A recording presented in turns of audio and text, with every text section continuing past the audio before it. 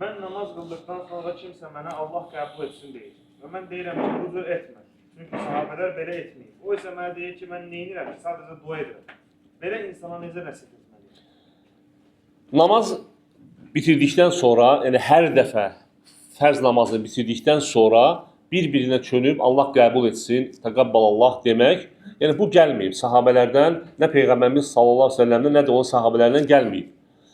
Sadəcə kimsə deyirsə, deyilən əmin, Allah sənin namazını qəbul etsin. Problem yoxdur, dua elə. Lakin sonra izah elə ki, yəni bunu daim demək düzgün deyil. Yəni bu da duadır. Xüsusən də namazdan sonra edilən dua, yəni fərz namazdan sonra edilən dua qəbuldur.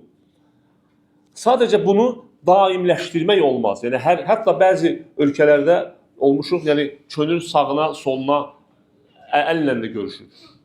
Və ya durur, qucaqlaşırlar. Hətta elə firqələr var və yaxud elə ölkələr var, növbəyə, sıraya düzülürlər, bir-bir görüşürlər. Bunlar hamısı gəlməyib. Yəni düzdür, bunlar zahirən baxanda gözəl əməl. Deyirsən ki, burada nə var ki, görüşürlər, salamlaşırlar, dua edirlər bir-birlərinə.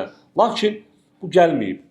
Sünnədə gəlməyib. Ona görə əgər insan eləyirsə, bəzən deyirsə, problem yoxdur. Dua eləyir, sən də deyir ki, Allah qəbul etsin. Lakin izah eləmək lazım, bu daimləşdirmək düzgün deyil.